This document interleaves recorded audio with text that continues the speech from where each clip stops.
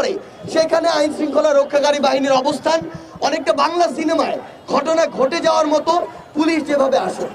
এখন এখানে সবচেয়ে গুরুত্বপূর্ণ যে বিষয়টা হচ্ছে, এখানে অন্তর্বর্তীকালীন সরকারের কিংবা স্বরাষ্ট্র মন্ত্রণালয়ের কিছু দায় নিতে হবে। যে দায়টি হচ্ছে, আমরা গতকালকে কিছু ভিডিও, এই মুহূর্তে আমাদের বোন রূপাইয়া শ্রেষ্ঠা তঞ্চঙ্গার মাথায় 12টা সেলাই, এই 12টা সেলাই আসলে এই মুহূর্তে আমাদের রাষ্ট্রের ক্ষতকে নির্দেশ করে। যেই ক্ষতটা আসলে আজকের আমাদের যে বিভিন্ন জায়গায় যে সীমাবদ্ধতা আমাদের নাম দিচ্ছি, তাদের সীমাবদ্ধতাকে প্রকাশ করে। আজকে আমরা আমাদের জায়গা থেকে দেখছি যে আজকে একটা গোষ্ঠী হাতে স্ট্যাম্প নেওয়ার জায়গা থেকে নিরস্ত্র আমাদের ভাই বোনদেরকে ওই জুলাই অগাস্টে ইচ্ছা মতো হত্যা করেছে, যাদেরকে ওই সময়ের ওই পোশাকধারী মানুষদেরকে আমরা নরপশু বললেও নরপশুকে ছোট করা হবে।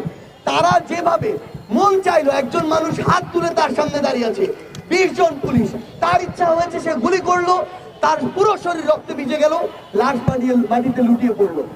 এভাবে যারা হত্যা করেছে, হত্যার পর এখন তাদের কি অবস্থা, তাদের নামে মামলা, এই যে এত বড় অপরাধগুলো করার পরে তাদের যে শাস্তি হওয়ার কথা ছিল, এটি না হওয়ার কারণে অন্য যারা পুলিশ সদস্য রয়েছে, আইন শৃঙ্খলা রক্ষাকারী বাহিনী রয়েছে, তাদের দায়িত্ববোধের যে জায়গাটি সেটি নড়বড়ে হয়ে গেছে।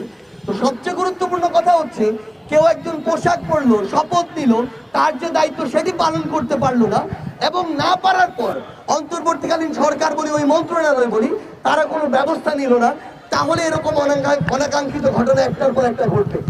সবচেয়ে গুরুত্বপূর্ণ বিষয় হচ্ছে, আমরা আজকে শহীদ মিনারের এই জায়গা থেকে বলতে চাই, এগুলো যদি রোধ করতে আমরা চাই, আমরা যদি এগুলোর পুনরাবৃত্তি আমরা চাই না, আমরা চাই না যে এই রক্ত দিয়ে ধীরে ধীরে আমাদের মাটি পবিত্র।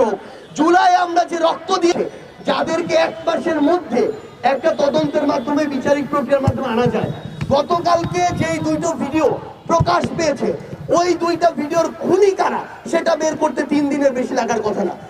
তারপরও যদি এই দীর্ঘসূত্রিতা দেখা দেয়, সেটা এরকম অনাকাঙ্ক্ষিত একটার পর একটা ঘটনাকে ত্বরান্বিত করবে। এখন সবচেয়ে গুরুত্বপূর্ণ বিষয় হচ্ছে, ওই ঘটনাগুলোর বিচার করতে হবে। আজকে যে ঘটনা হয়েছে এটার বিচার করতে হবে। এই বিচার খালি এই গাল গল্পের মধ্যে সীমাবদ্ধ থাকলে হবে না, এই বিচার দৃশ্যমান হতে হবে। আজকে আমার কাছে ছবি আছে, ভিডিও ডকুমেন্টস আছে, তারা সন্ত্রাসী কার্যক্রম করেছে, ফৌজদারি অপরাধ করেছে, তাদেরকে কেন এখনো গ্রেফতার করা হচ্ছে না? এই গ্রেফতার করতে কি কারো কলের প্রয়োজন আছে? গণভবন থেকে কলের প্রয়োজন আছে? এরকম তো কোনো কিছুর প্রয়োজন নাই। তাই আমরা আমাদের জায়গা থেকে শুধু একটা জিনিস বলি, যে জায়গায় দায়িত্বে আছে, হোক স্বরাষ্ট্র মন্ত্রণালয়, হোক অন্তর্বর্তীকালীন সরকার, হোক পুলিশ, কিংবা যে কেউ, নিজের দায়িত্বটা যদি ঠিকমতো না পালন করে এবং না করলে তাদের বিরুদ্ধে যদি ব্যবস্থা না নেওয়া হয়, এই অনাকাঙ্ক্ষিত ঘটনা একটার পর একটা ঘটবে, যেটা এই নতুন বাংলাদেশে কখনো প্রত্যাশিত নয়।